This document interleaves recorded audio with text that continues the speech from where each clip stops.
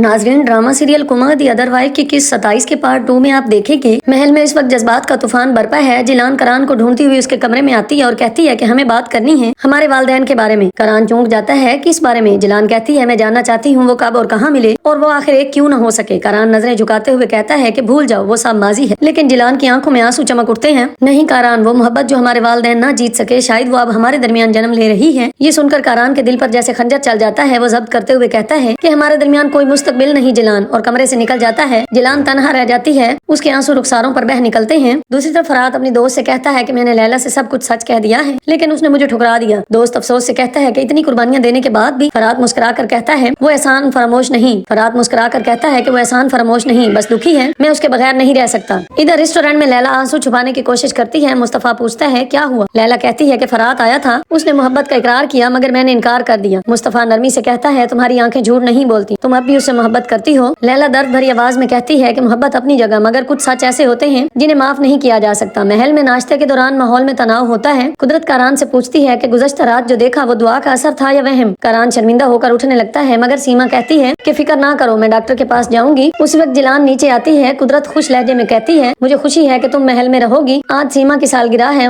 उसके साथ वक्त गुजारना। जिलान के चेहरे पर गम की लहर दौड़ जाती है और करान बेबस नजरों से उसे देखता रहता है। बाग में जिलान एलिस से वालिदैन की कहानी जानने की कोशिश करती है, मगर वो खामोशी से चला जाता है। आयशा आती है और कहती है आज मांगने का दिन है, एक दुआ लिखो और गिलाफ के नीचे रख दो, पूरी हो जाएगी। जिलान ऐसी बातें कहानियों में होती हैं, मगर आयशा जबरदस्ती कहती है कि कोशिश तो करो। जिलान एक कागज पर दिल बनाती है जिसमें 2 हाथ जुड़े होते हैं और लिखती है कि मेरी ख्वाहिश है कि मेरे वालिदैन एक हो जाएं। इसी वक्त कारान आता है। जिलान कागज छुपाने की कोशिश करती है, मगर कांटे से जख्मी हो जाती है। कारान फौरन उसे पकड़ लेता है। उनके चेहरे एक दूसरे के करीब आ जाते हैं जैसे वक्त थम गया हो। कारान नरमी से पूछता है कि कागज पर क्या लिखा था। जिलान मुस्कुरा कर कहती है कि कुछ नहीं, बस एक ख्वाब। वो लम्हा अधूरा रह जाता है क्योंकि नादानी आकर कहती है कि कुदरत आपको बुला रही है। दूसरी जानिब गुंगा की सच्चाई सामने आने लगती है। मुस्तफा उसे रंगे हाथों पकड़ लेता है कि वही लैला से झूठ बोल रही थी। लैला ये सब सुनकर तड़प उठती है। वो रोती हुई वहाँ से चली जाती है। फुरात आता है, मुस्तफा से कहता है कि दौड़ो, उसे वापस ले आओ, वो तुम्हें छोड़ नहीं सकती। महल में तकरीब की सारी तैयारियां जारी हैं। कुदरत कारान से कहती है कि आज सीमा की सालगिरह है, मैं चाहती हूँ वो खुश रहे, ये हार लो और उसे तोहफे में दो। कारान दिल पर जबर करके मान जाता है। तकरीब शुरू होती है। सीमा सबके बीच चमक रही होती है। जब जिलान नीचे आती है, सीमा तंजिया लहजे में कहती है कि कारान ने मुझे ये हार दिया। जिलान खामोश रहती है, मगर उसके दिल में दर्द की तेज लहर उठती है। कारान सबके सामने खड़ा बेबस होकर सिर्फ देखता रहता है।